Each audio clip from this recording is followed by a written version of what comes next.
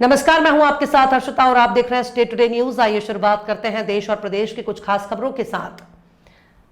राजगढ़ जिले के पचौर तहसील के गांव उदनखेड़ी में ट्रांसफार्मर में शॉर्ट सर्किट से किसान संजय नागर पिता नारायण सिंह, हरिओम पिता नारायण सिंह और उनके में काका दुर्गा प्रसाद नागर पिता बापूलाल के करीब 12 बीघा से अधिक गेहूं की फसल जलकर राख हो गई। सूचना मिलते ही आसपास के किसानों सहित मौके पर टैंकर, फायर वाहन से 7 पुलिस भी पहुंची और बमुश्किल आग पर काबू पाया।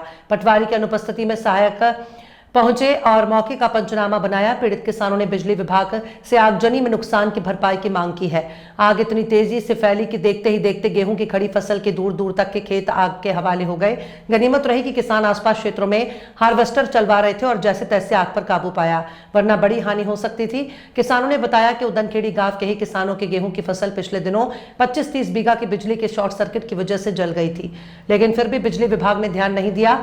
बिजली विभाग की तानाशाही इतनी कि निंदा प्रस्ताव पास होने के बाद भी सत्ता और शासन पर हावी है। किसानों के नुकसान की भरपाई कैसे होगी? किसानों ने दूसरे की जमीन बटाई कर मेहनत की और परिणाम सब चौपट। जंगलों में बिजली विभाग के द्वारा सुबह 10 बजे बिजली सप्लाई की जा रही है, जिससे गर्मी में तार टूटना या फॉल्ट होना जरा सी चिंगारी आग का गोला बन रही है।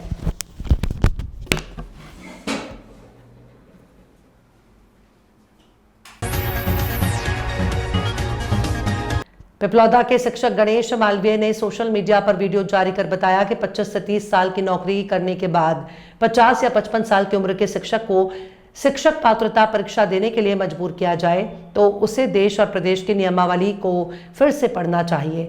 ऐसे कानून को फिर से अध्ययन करके बदलाव करने की आवश्यकता बढ़ जाती है, क्योंकि जो शिक्षक अपनी तमाम जिंदगी शिक्षा विभाग को देकर अपने जीवन के अंतिम चरणों में नौकरी कर रहा है, उनके लिए सरकार छलावे में रखकर सुप्रीम कोर्ट का बहाना लेकर 20 लाख कर्मचारियों को नौकरी से बाहर करने की जो तैयारी कर रही है, उस साजिश में नाकाम रहेगी। भारत और मध्य प्रदेश के तमाम संगठन मिलकर इस गैर जिम्मेदाराना आदेश का विरोध किया जाएगा और ये बताया जाएगा कि एकता में कितनी ताकत होती है। जो देश या प्रदेश शिक्षा के क्षेत्र में नए नए प्रयोग करता है वो स्वागत योग्य है, लेकिन शिक्षकों के लिए शिक्षक पात्रता परीक्षा जैसे काले कानून बनाकर सरकारी नौकरियां समाप्त करना ये किसी भी सरकार के लिए सही नहीं होगा। यही फैसला प्रदेश का भविष्य तय करेगा कि सरकार में कौन रहेगा और कौन नहीं रहेगा। शिक्षक ही अगर नाराज होगा तो नेता खुश नहीं रह सकते। शिक्षक सृजन करने की क्षमता रखता है तो प्रलय करने की ताकत भी रखता है। मेरे सभी शिक्षक साथियों, हमारे ऊपर अभी सुप्रीम कोर्ट की जो टेट परीक्षा को लेकर जो तलवार लटकी है, उसके संबंध में मैं कुछ चर्चा करना चाहता हूं। वर्तमान में जो सरकार कहें या सुप्रीम कोर्ट कहें, सुप्रीम कोर्ट के एक आदेश के तहत भारत के लगभग 10 लाख से 20 लाख शिक्षक प्रभावित होने वाले हैं। आज मैं उसी विषय पे बात करूंगा और मेरे उन सभी शिक्षक भाइयों से और उन तमाम संगठनों के पदाधिकारियों से और प्रांतीय अध्यक्षों से मैं निवेदन भी करना चाहूंगा इस वीडियो के माध्यम से कि हमें आगे क्या रणनीति अपनानी चाहिए। थोड़ा सा विषय पर हम चर्चा कर लेते हैं।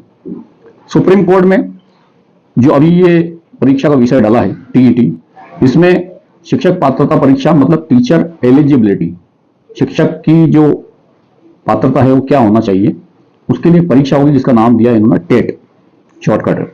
अनिवार्यता को ऐतिहासिक फैसला बताया है। मतलब ये फैसला ऐतिहासिक है, इतना खुशी का विषय है इन माननीय जजों के लिए कि जैसे हमने चीन से, पाकिस्तान से या अमेरिका से जंग जीत ली हो। इस फैसले के तहत भारत की जीडीपी बढ़ जाएगी। सुप्रीम कोर्ट ने 1 सितंबर 2025 को टेट परीक्षा को अनिवार्य करने के लिए ऐतिहासिक फैसला सुनाया है और यह फैसला किसने सुनाया है? हमारे माननीय न्यायमूर्ति दीपांकर दत्ता और न्यायमूर्ति मनमोहन जी की 2 सदस्यीय पीठ ने सुनाया है। इस आदेश के तहत 5 साल से अधिक सेवा बची होगी उन शिक्षकों को 2 साल के अंदर अंदर यानी 2027 तक आपको टेट परीक्षा पास करना अनिवार्य है। मुख्य जज रहे हैं इसमें जस्टिस दीपांकर दत्ता और जस्टिस मनमोहन जी। आदेश लागू हो रहा है कक्षा 1 से 8वीं तक के शिक्षकों के ऊपर। इसमें आपको टेट परीक्षा उत्तीर्ण करना अनिवार्य है। छूट किसको मिली है?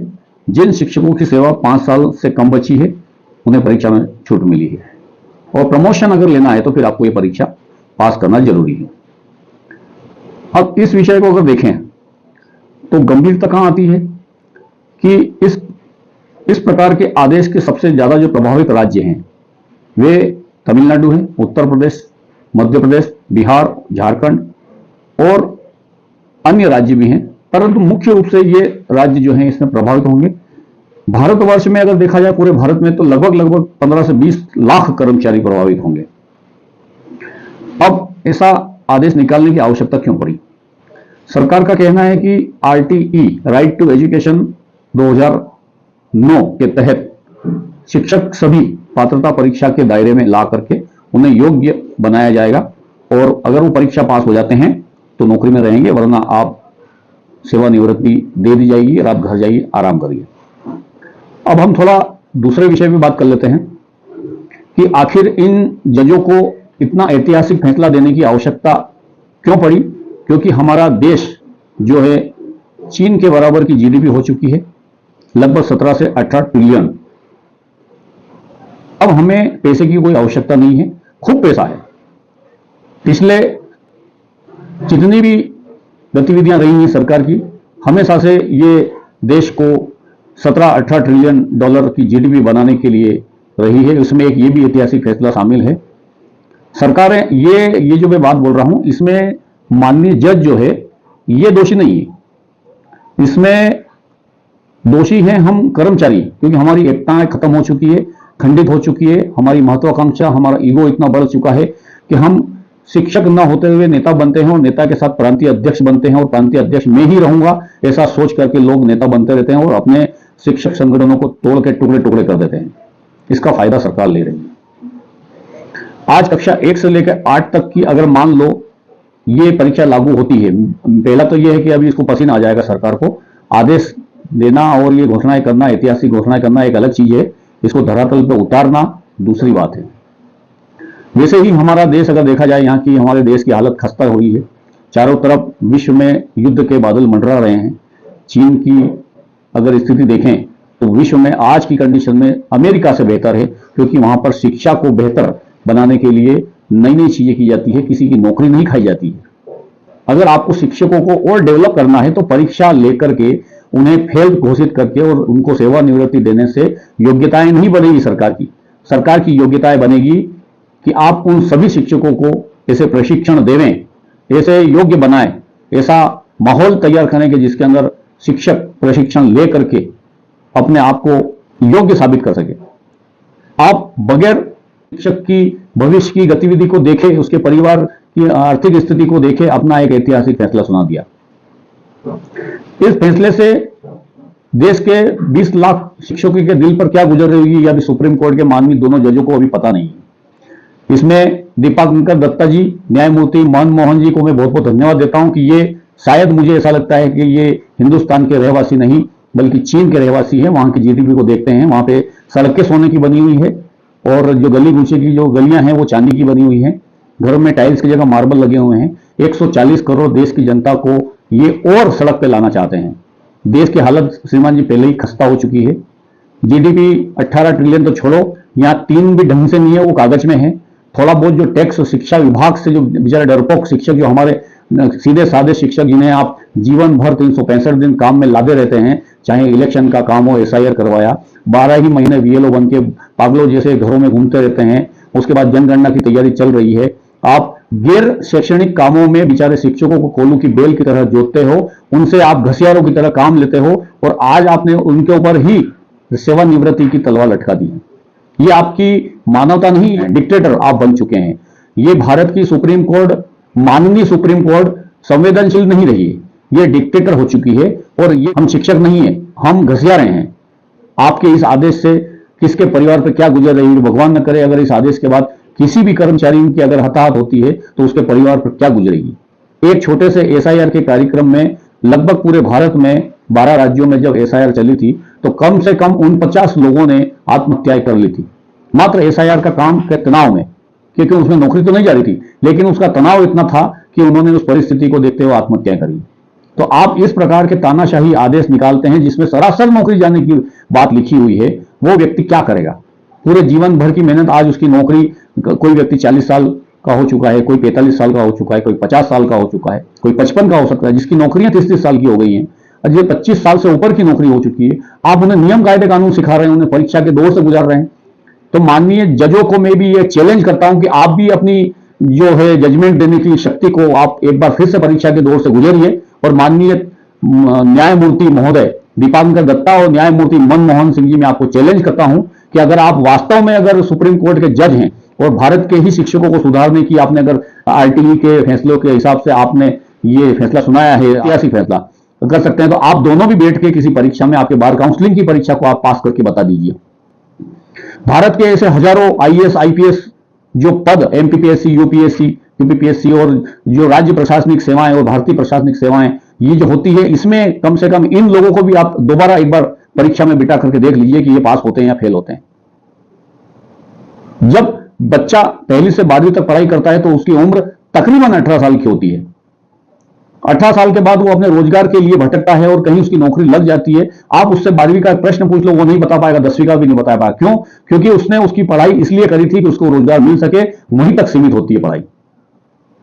इसकी सजा ये नहीं हो सकती कि जीवन भर आप एक जैसे बने रहो। जो पुलिसकर्मी आप भर्ती करते हैं उस समय उसका फिटनेस देखो और आज से 20 साल बाद उस व्यक्ति का फिटनेस देखो। जो बच्चा भर्ती होता है 18 से 20 साल के बीच में पुलिस में, उसका वजन 52 से 55 किलो होता है, लेकिन आज 25 साल बाद उस पुलिसकर्मी का वजन तोलोगे तो तकरीबन 90 से 80 किलो का होगा। उम्र हावी हो जाती है, भावनाएं अलग हैं, सामाजिक जिम्मेदारियां होती है, बच्चों को पढ़ाना लिखाना, हर तरीके की बंदिशें लग जाती है, सिर्फ इसलिए क्योंकि हमें रोजगार करना है। पढ़ाई लिखाई हमने इस लायक कर ली है कि अब हमें सिर्फ रोजगार ही करना है, सरकार के साथ में हमको चलना है, तनख्वाहें लेना है और हमको हमारे रिटायरमेंट की व्यवस्था देखना है, तो हमको जाना है। तो साथियों, इस तरीके की गैर जिम्मेदाराना हरकत जो भारत में हो चल रही है, ये देश को आगे नहीं बल्कि हजारों साल पीछे घसीटने के चक्कर में। वर्तमान में भारत की स्थिति आप समझ चुके हैं कि यहां पर आर्थिक अनियमितता आने वाली है, आर्थिक सुनामी आने वाली है। 255 लाख करोड़ का कर्जा भारत पे हो चुका है।